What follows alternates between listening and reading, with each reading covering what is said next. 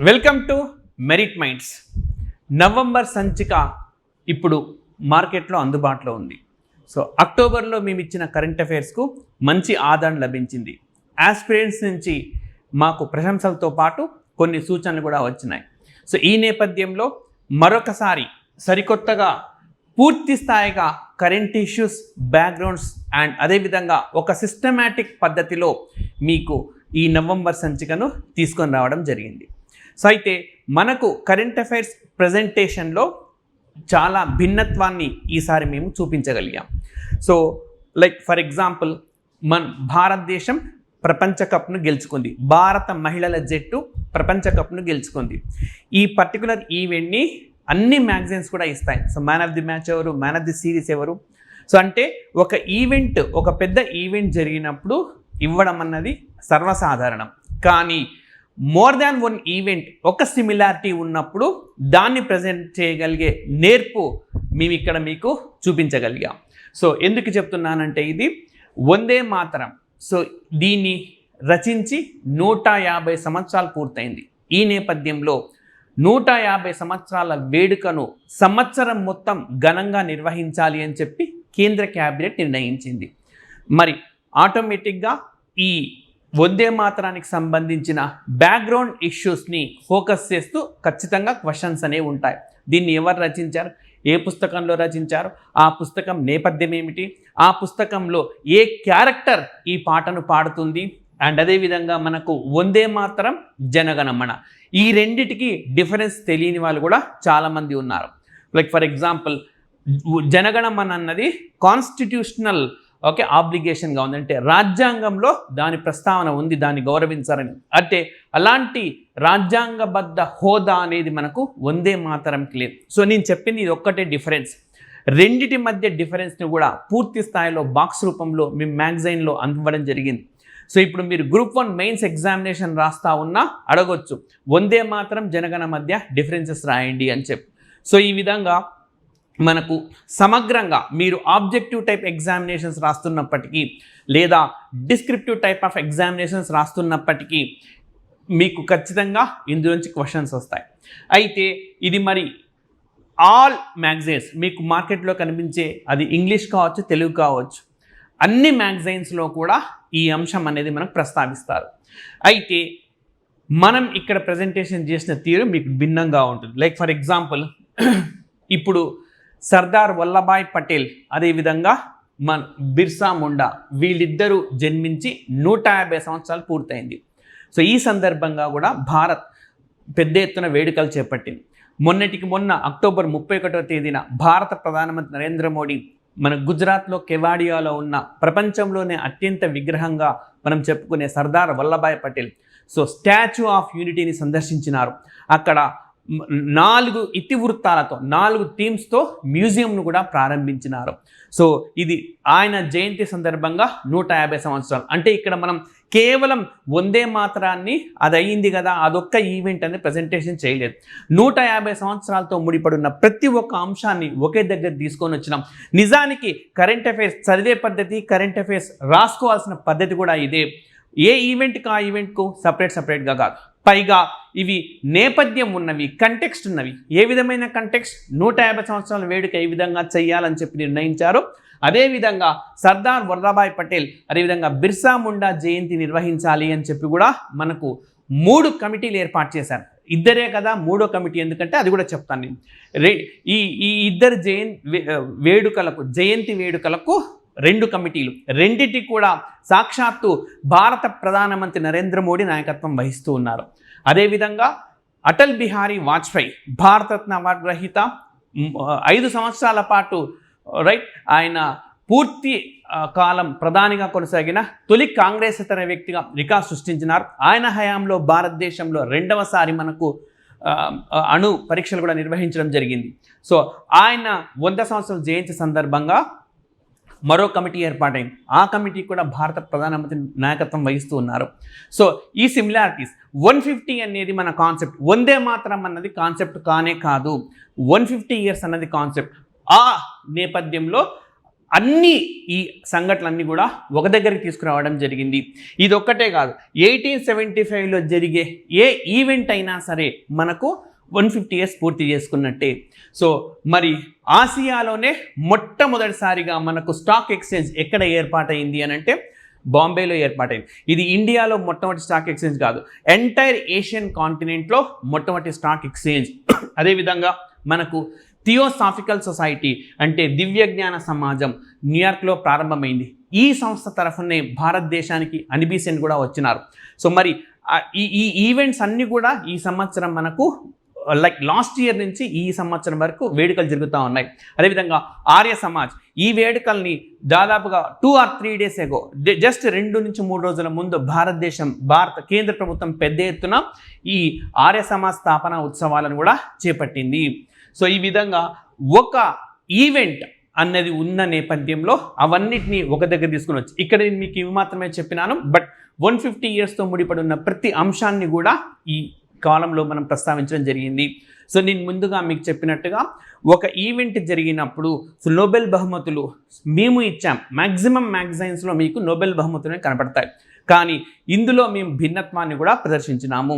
So ఒక event జరిగినప్పుడు ఈవెంట్ని reflect చేయడం వేరు, అలాంటి ఈవెంట్స్ అన్నిటినీ ఒక దగ్గరికి తీసుకురావడం అనేది వేరు. సో అలాంటి అంశాలు మీకు కేవలం మెరిట్ మైండ్స్ మ్యాగజైన్లోనే ఉంటాయి. సో ఇదే కాదు, ఎన్నో ప్రత్యేకతలతో కూడుకొని ఉన్న మ్యాగజైన్ ఇది, రైట్. సో ఈ విధంగా మనం ఈ అంశాలన్నీ కూడా మీరు ఈజీగా చదువుకోవచ్చు. సో మనకు పూర్తి స్థాయిలో సర్దార్ వల్లభాయ్ పటేల్ పాత్ర, సో ఇందులో మల్టిపుల్ చాయిస్ ఎగ్జామినేషన్స్లో మీకు అడగదగ్గవన్నీ కూడా, అదేవిధంగా బిర్సా ముండా ఆయన గురించి అడగదగ్గ అంశాలు, ఈ ఆర్గనైజేషన్స్ గురించిన అంశాలు, ఇంకా మనకు మహమ్మదీయ ఆంగ్లో ఓరియంటల్ కాలేజ్ ఏర్పాటై 150 years పూర్తయింది. ఇక్కడ కనబడుతున్నవి మాత్రమే కాదు, సో ఇంకా కాలం ఉంది మనకు, అవి కనబడటం లేదు. సో అన్నిటినీ కూడా ప్రస్తావించడం అనేది జరిగింది, రైట్. సో ఇప్పుడే మీకు అన్ని స్టాల్స్లో ఇవన్నీ కూడా ఉన్నాయి. మీరు నియరెస్ట్ బుక్ స్టాల్లో సంప్రదించి దీన్ని తీసుకోవచ్చు. మొత్తానికి ఈసారి 3 కవర్ స్టోరీలతోటి మీ ముందుకు వచ్చాం. ఇంతకుముందు నేను ఒకటి ప్రస్తావించినాను. సో అది మనకు 150 years ఆఫ్ సెలబ్రేషన్స్, అది ఒక broad topic. Next IUCN international union for conserving nature, స్విట్జర్లాండ్లోని గ్లాండ్ కేంద్రంగా పనిచేసే ఈ సంస్థ రైట్ దాదాపుగా 3-4 రోజుల పాటు సమావేశాలు నిర్వహించింది. సో దీన్ని కూడా మేము అత్యంత జాగ్రత్తగా ఆస్పిరెంట్స్కి అవసరమైన టాపిక్స్ను మాత్రమే మీకు ఇవ్వడం జరిగింది, రైట్. సో ఈ ఏడాది ఈ సమావేశంలో తీసుకునే నిర్ణయాలు, సో ఇది మొట్టమొదలు ప్రపంచవ్యాప్తంగా వర్తించే నిర్ణయాలు. ప్రపంచవ్యాప్తంగా అంటున్నానంటే ఖచ్చితంగా భారతదేశంలో కూడా ఇవి వర్తిస్తాయి. At the same time and ఎక్స్క్లూజివ్గా భారతదేశం, IUCN అండ్ ఇండియా ఈ రెండింటికి మధ్య ఏంటి, సో ఈ అంశాలను కూడా ప్రస్తావించడం జరిగింది. అండ్ భారతదేశానికి సంబంధించిన 2 వ్యక్తులు ప్రస్తుతం IUCNతో ముడిపడి ఉన్నారు. సో అలాంటి అంశాలను మీకు ఇక్కడ ఇవ్వడం జరిగింది. సో భారత్కు సంబంధించిన ప్రదేశాలు, భారత్కు సంబంధించిన వ్యక్తులు, అంటే IUCN ప్రపంచ స్థాయి సమావేశం మనందరికీ తెలియాల్సినవి. నెక్స్ట్ IUCN భారత్, ఇది ఒక కోణం అన్నమాట. సో నిజానికి IUCN ప్రపంచవ్యాప్తంగా చాలా ప్రదేశాలకు కేటగరైజేషన్ ఇచ్చింది, అంటే good with some concern, significant concern, critical. So అయితే తెలుగు మీడియం ఆస్పిరెంట్స్ కోసం వీటిని మేము తెలుగులో కూడా ట్రాన్స్లేషన్ జరిగింది. బట్ ఎగ్జామినేషన్లో ముఖ్యంగా 2 తెలుగు రాష్ట్రాల్లో జరిగే Group 1 or Group 2 ఎగ్జామినేషన్లో కొన్ని సందర్భాల్లో పదాలను ట్రాన్స్లేట్ చేయడం లేదు.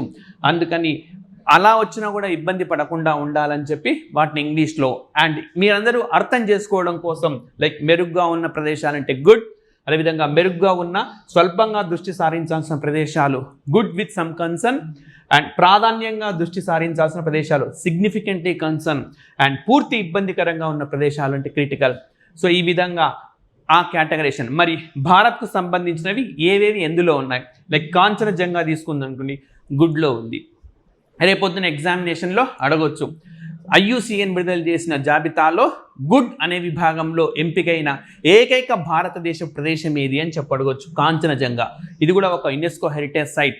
అండ్ భారతదేశంలో మిక్స్డ్ అనే ఒక విభాగంలో యునెస్కో హెరిటేజ్ సైట్స్ మనకు కేటగరైజేషన్స్ ఉంటాయి, right, natural and mixed. So ఆ విధంగా మిక్స్డ్లో ఉన్న ఏకైక ప్రదేశం ఇది మనం చెప్పుకోవచ్చు. సో రేపొద్దున కాంచనజంగకు సంబంధించి కింది వాన్లో సరైనది ఏది అని చెప్పి 2-3 స్టేట్మెంట్లు ఇచ్చినా కూడా మీరు గుర్తుపట్టే అవకాశం ఉంటుంది. అదేవిధంగా రెడ్ లిస్ట్, భారతదేశంలో రెడ్ లిస్ట్లో ఏవే ఉన్నాయి అండ్ ఇండియన్ వోల్ఫ్ గురించి ఈ నివేదిక స్పష్టంగా ఏమని పేర్కొంది. సో ఎంటైర్ ఇండియన్ ఇష్యూస్ అన్నమాట. సో ఇందులో ప్రస్తావించడం జరిగింది. అదేవిధంగా IUCN మన భారతదేశంపై విడుదల చేసిన జాబితా కావచ్చు, మన భారతదేశం అంశాలు. అదేవిధంగా 2 వ్యక్తులు కూడా మనకు ఉన్నారు, లైక్ వివేక్ మీనన్ అని చెప్పి ఈయన స్పీషీస్ సర్వైవల్ కమిషన్కు ఇప్పుడు నాయకత్వం వహించబోతున్నారు. IUCN ఆధ్వర్యంలోని వ్యవస్థ ఇది. అండ్ దీనికి నాయకత్వం వహించబోతున్న మొట్టమొదటి ఆసియావాసి, సో ఆసియాలోనే తొలి వ్యక్తి. సో మీరు ఈ మ్యాగజైన్ కానీ చూస్తే చూడండి, ఆసియావాసి ఇప్పుడే 2 వచ్చినాయి. స్టార్టింగ్లో ఒకటి చెప్పినాను, బాంబే స్టాక్ ఎక్స్చేంజ్ మొట్టమొదటి స్టాక్ ఎక్స్చేంజ్ ఆసియాలో. ఆసియా నుంచి పదవి చేపట్టిన తొలి వ్యక్తి. ఇప్పుడు నోబుల్ కూడా వస్తుంది. నోబుల్లో కూడా మనం భారతదేశం నుంచి అవార్డు పొందిన వాళ్ళని కూడా ప్రస్తావించినాం.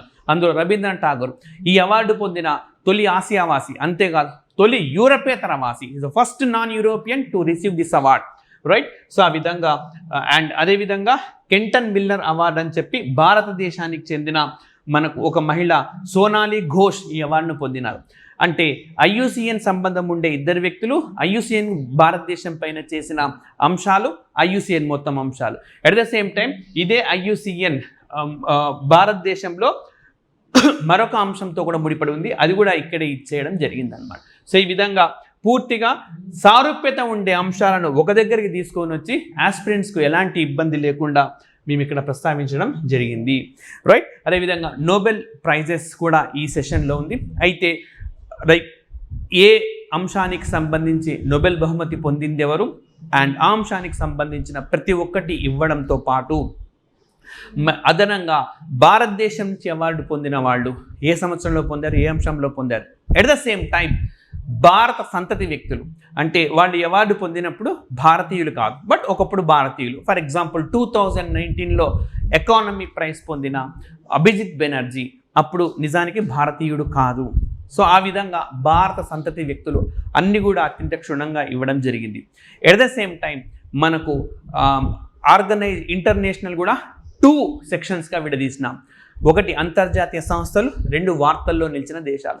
అంతర్జాతీయ సంస్థల్లో మొట్టమొదలు న్యూయార్క్ కేంద్రంగా పనిచేసే సంస్థలన్నీ ఒకే దగ్గర, ఆ తర్వాత జెనీవా కేంద్రంగా పనిచేసేవి, ఆ తర్వాత ప్యారిస్ కేంద్రంగా పనిచేసేవి. అదేవిధంగా వార్తల్లో నిలిచిన దేశాల్లో ఆసియా ఖండంలో వార్తల్లో ఉన్న దేశాలన్నీ ఒకే చోట. ఫర్ ఎగ్జాంపుల్ జపాన్ 2-3 అంశాల రీత్యా వార్తల్లో ఉంది, అవన్నీ ఒకే చోటకు తీసుకురావడం జరిగింది. సో ఈ విధంగా ఒక సిస్టమేటిక్గా మీరు ఒక్కసారి ఈ మ్యాగజైన్ చదివితే ఖచ్చితంగా ఈ నెల రోజుల పాటు జరిగిన ఈవెంట్స్ అన్నిటిని కూడా 1 రీడింగ్లోనే మ్యాక్సిమం మీకు సంగ్రహణకు అనేవి వచ్చేస్తాయి. అన్ని పోటీ పరీక్షలకు మీకు నిస్సంకోచంగా ఉపయోగపడతాయి. అండ్ మోర్ ఓవర్ ఇందులో ఉండే ప్రతి అంశాన్ని కూడా మీకు యూట్యూబ్లో క్లాస్ రూపంలో మెరిట్ మైండ్స్ అందిస్తుంది. సో గత నెలలాగే ఇప్పుడు కూడా ఈ మ్యాగజైన్ మీరందరూ ఆదరిస్తారని కోరుకుంటూ థ్యాంక్ యూ వెరీ మచ్.